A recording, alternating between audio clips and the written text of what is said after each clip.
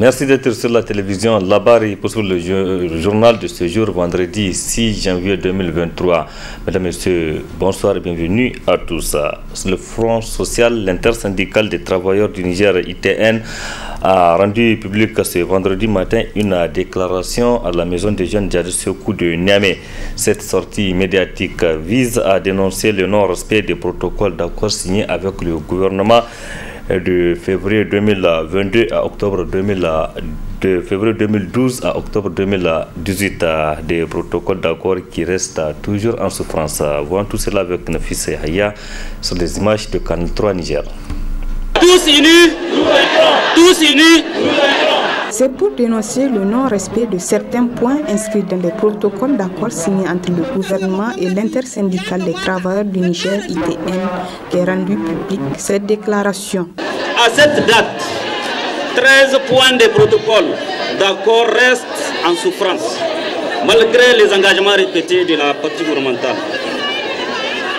Mais on se rappelle qu'en février 2021, l'ITN a proposé au gouvernement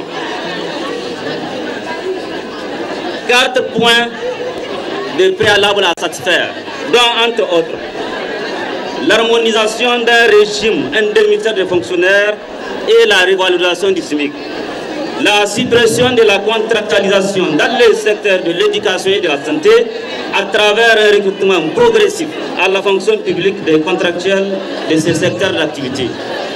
La prime de départ à la retraite des fonctionnaires prévue peut être donnée à compter du 1er janvier 2019. Les règlements des arrêts des incidences liés aux avancements et reclassements des agents fonctionnaires. Au vu de tout ce qui précède, la coordination nationale de l'ITN donne. L'ITN a bien précisé au gouvernement que la solution à ces points de préalable n'exclut pas les règlements par la suite des autres points des protocoles d'accord en souffrance.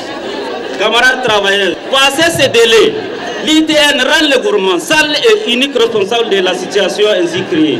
Pour rappel, 4 protocoles d'accord ont été signés entre le gouvernement et l'intersyndical des travailleurs du Niger, ITN, de février 2012 à octobre 2018. Des protocoles d'accord qui n'ont toujours pas été honorés. Merci Nafissa Yahya. Mettre à jour les responsables des universités privées arabes du Niger relativement au système LMD, licence master doctorat, c'est l'objet d'une session initiée par la direction de l'enseignement supérieur arabe du ministère de l'enseignement supérieur et de la recherche. C'est le ministre de l'enseignement supérieur Mahmoud Jibo PhD qui a présidé cette rencontre dont je propose de suivre le résumé. Édifier davantage les responsables des universités privées de l'enseignement supérieur arabe au Niger sur le respect du programme du système LMD, licence master doctorat, c'est l'objet de cette session qui réunit les responsables des universités privées arabes de Niamey et ceux des autres régions du Niger sur l'initiative de la direction de l'enseignement supérieur arabe d'ESA. L'immense engouement de jeunes étudiants à faire carrière dans l'enseignement supérieur bilingue franco-arabe a conduit le gouvernement du Niger, par le ministère de l'enseignement supérieur et de la recherche, à créer et ouvrir des universités franco-arabes et instituts supérieurs tant publics que privés, d'où la nécessité de donner à la direction de l'enseignement supérieur arabe de nouvelles attributions qui tiennent compte de l'enseignement supérieur franco-arabe. Ces structures d'enseignement supérieur franco-arabe connaissent aujourd'hui un afflux de jeunes étudiants. Elles contribuent substantiellement au développement socio-économique et culturel du Niger et de sa jeunesse. Aussi, la direction de l'enseignement supérieur arabe se propose de rendre conforme le programme d'enseignement et les finalités d'études de ces universités, écoles et instituts supérieurs franco-arabes aux exigences du système LMD, qui est désormais en vigueur dans toutes les universités et facultés d'Afrique en général et du Niger en particulier. Pour le ministre de l'Enseignement supérieur et de la Recherche qui a présidé la cérémonie, l'idée est bonne. C'est pourquoi le ministre Mahmoud Jibo PhD a jugé utile d'expliquer la nécessité d'entretenir les participants sur le système LMD à travers cette formation qui intervient à un moment où les autorités nigériennes s'engagent en faveur d'une formation de qualité. Recteurs et cadres dirigeants de vos institutions respectives, vous aurez à réfléchir à échanger et à vous approprier d'un système pédagogique désormais universel que vous appliquez déjà sans en maîtriser les contours et qui est censé constituer la clé de voûte de toutes les formations que vos universités respectives délivreront. Désormais, colonne vertébrale de tout enseignement supérieur de qualité, le STEM-LMD se présente comme la panacée à tous les échecs académiques grâce à la flexibilité et aux nombreuses passerelles qu'elle propose entre les parcours et les domaines. Elle est aussi la clé d'adaptabilité des formations et des besoins et la voie royale de l'employabilité pour des formations de haute facture. Pour moi, il n'existe point de doute que la satisfaction des uns et des autres sera au rendez-vous et que les résultats seront à la hauteur de nos attentes. Cette rencontre qui a regroupé les représentants des 14 universités privées arabes du Niger à Bangola s'étalera sur 2 jours. 2 jours durant lesquels des communications sur le système LMD seront faites. Elles seront suivies par des échanges pour permettre aux participants de mieux cerner le contour du programme du système LMD en vue d'améliorer qualitativement la formation dispensée dans les universités privées arabes nigériennes. Le mouvement tournant la page TLP Niger a plus que jamais déterminé à défendre les droits des citoyens. Dans cette optique, cette structure se lance dans un projet de 15 mois. Il sera mis en œuvre grâce à l'appui financier de Voice à travers Oxfam Niger. La cérémonie du lancement officiel des activités de ce projet s'est déroulée hier au siège de la Maison du Citoyen. Précision dans cet élément. My Voice, My Right, ma voix, mon droit. C'est le nom du nouveau projet mis en œuvre par le mouvement tournant la page TLP Niger pour une durée de 15 mois avec l'appui d'Oxfam.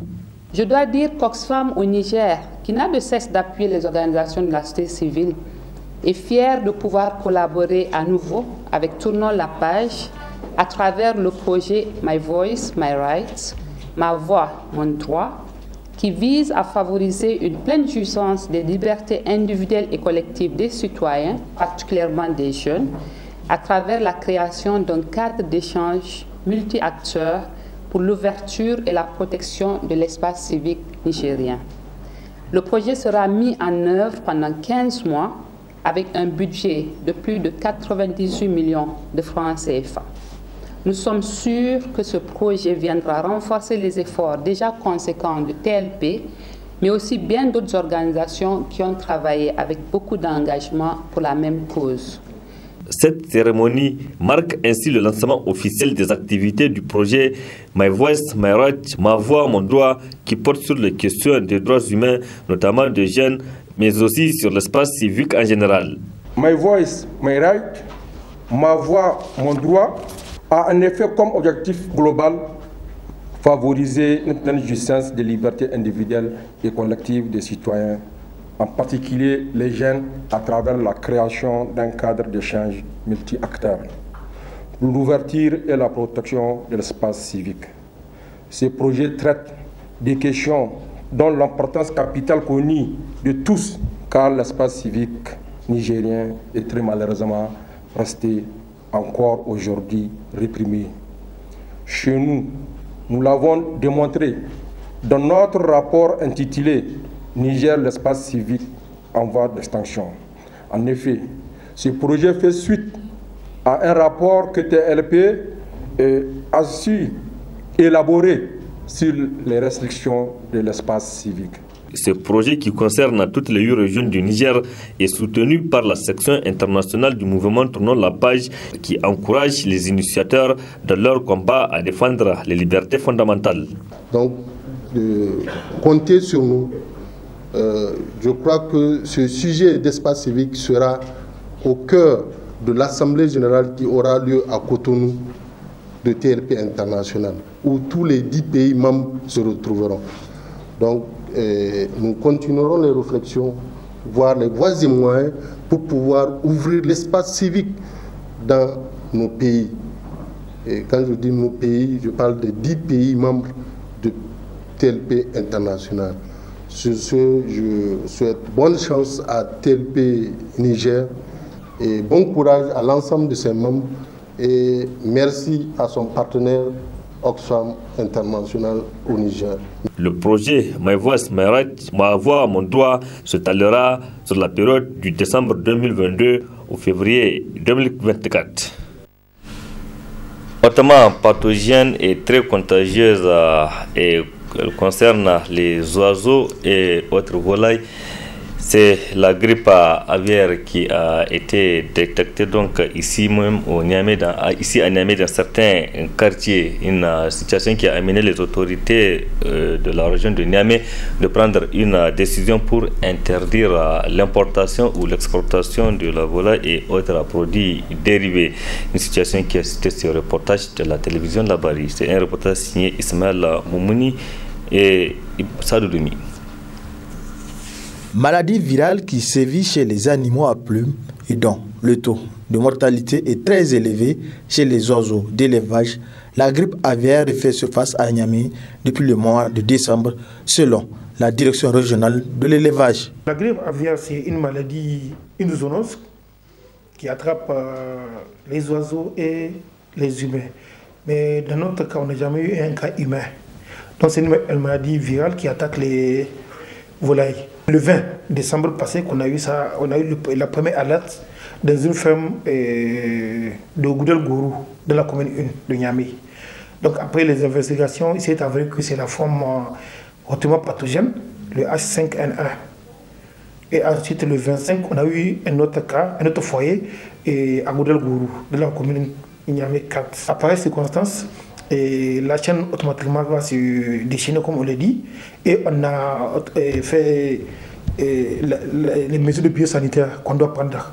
Pour ainsi circonscrire cette maladie que le gouverneur de la région de Niamey, à travers un arrêté, a interdit dans son entité administrative l'importation et l'exportation de la volaille et de tous ses produits aviaires à compter du 3 janvier 2023 pour une durée de 21 jours.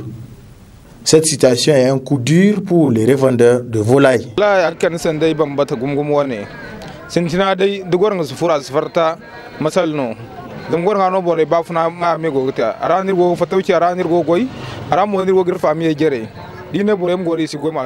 Toute notre vie tourne autour de la vente de la volaille. C'est avec que nous nous occupons de nos familles. Et normalement, les mesures prises ne doivent pas nous concerner. Parce que le virus n'a pas été détecté chez nous, mais au niveau des fermes.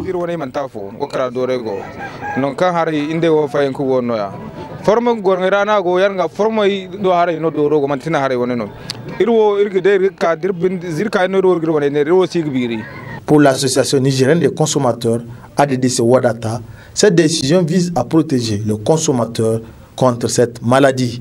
Et ça protège le consommateur. Certainement, on constatera sur le terrain, en tout cas, une baisse relative de l'offre par rapport aux volailles. Mais ce n'est que des mesures temporaires et certainement ça va être rattrapé dans un mois maximum. Sur la question de l'offre et pour le bien-être du consommateur que cette décision a été prise. Les alternatives par rapport aux volailles, il y en a. En tout cas pour le consommateur, c'est de se retourner vers le poisson, c'est de se retourner vers la viande. Il y a en tout cas des opportunités qui sont là et en tout cas d'arrêter temporairement. En tout cas, la consommation de certaines catégories de viande de volaille. La direction régionale de l'élevage dresse ce conseil à l'endroit de la population. J'appelle que nous le lançons d'être très vigilants à cette période. Dès qu'ils constatent les volailles qui sont recroquevillées, immobiles, vraiment de ne même pas attendre les mortalités qui viennent nous dire qu'on fasse notre travail, c'est-à-dire le prélèvement et procéder vraiment à prendre les mesures biosanitaires. Il ne faut pas vraiment vous paniquer. Déjà, même les 2 foyers ont été maîtrisés. Jusqu'à présent, on a eu beaucoup de prélèvements qu'on a fait, tout était négatif après. Donc vraiment, il ne faut pas vous alarmer. Consommez votre viande, mais prenez des mesures d'hygiène très strictes. C'est-à-dire que lorsque vous érosez votre poulet, les plumes et le sang, ne laissez pas verser ça au sol. Mettez dans un sachet que vous allez enterrer ou bien détruire en attendant que cette maladie passe. Si la plupart des virus aviaires n'affectent pas l'homme, certains arrivent quand même à franchir cette barrière, comme le cas du virus H5N1. Ce dernier a été repéré pour la première fois en 1997 lors d'une épidémie à Hong Kong causant la mort de 6 personnes selon l'Institut Pasteur. Dernier aspect de cette édition et direction la Terre Sainte. Fin des rites de la Oumra famille pour les pèlerins convoyés par l'agence Sauki Voyage. En effet, du 25 décembre 2022 au 5 janvier 2023, les pèlerins dont des enfants ont visité les différents sites touristiques de la Terre Sainte sous la supervision des responsables de l'agence Sauki Voyage. Tout s'est bien passé à la grande satisfaction des pèlerins, comme vous allez le voir dans cet élément. Dieu merci, c'est le sentiment exprimé par les pèlerins convoyés par l'agence Sauki Voyage à la Mecque pour effectuer la Oumra Famille 2022. En effet, du côté des parents, tout comme des enfants, la satisfaction est totale. Tout s'est bien passé. D'abord, chez les enfants, c'est une double satisfaction. La première, en créant ce cadre, l'agence Sauki Voyage a donné une grande occasion aux enfants d'avoir un aperçu sur la religion musulmane, mais aussi l'opportunité à ces enfants de visiter de leur bas âge les sites historiques pour découvrir les grands événements qui ont marqué la religion musulmane. Et la seconde satisfaction pour ces enfants, c'est le fait de fréquenter le lieu de distraction équipé de jouets modernes qu'ils découvrent la plupart pour la première fois. Et puis, chez les parents, l'initiative est belle. Quoi de plus normal, permettre aux enfants d'être aux côtés de leurs parents pour effectuer les rites de la Oumra et aussi pour découvrir la religion musulmane. Ainsi, du 25 décembre 2022 au 5 janvier 2023, entre la Médine et la Mecque, les sites visités sont la Sainte Mosquée, la tombe du prophète Mohammed, paix et salut sur lui, le Muzdalifa, le mont Arafat, Mina, bref. Tous les principaux sites touristiques ont été visités en compagnie des responsables de l'agence Sauki Voyage, dont le directeur général en personne El Cheikh Abbas Ibrahim, qui a mobilisé toute son équipe très dynamique tout au long du séjour des pèlerins pour permettre à ces derniers d'accomplir les rites de la Oumra dans de bonnes conditions et de visiter le maximum de sites touristiques. Au terme des rites et des visites, la première vague de pèlerins de la Oumra famille de l'agence Sauki Voyage va fouler le sol nigérien en principe ce samedi 7 janvier 2023 et la deuxième est attendue pour le lundi 9 janvier 2023. Après cette Oumra famille bien réussie, les responsables de l'agence Sauki Voyage s'attellent déjà dans les préparatifs de la Oumra Ramadan qui sera organisée dans les semaines à venir. Voilà, point final de cette édition. Merci à vous de l'avoir suivi. Restez en compagnie du programme de la télévision Labari. Excellente nuit à toutes et à tous et bon début de week-end. Au revoir.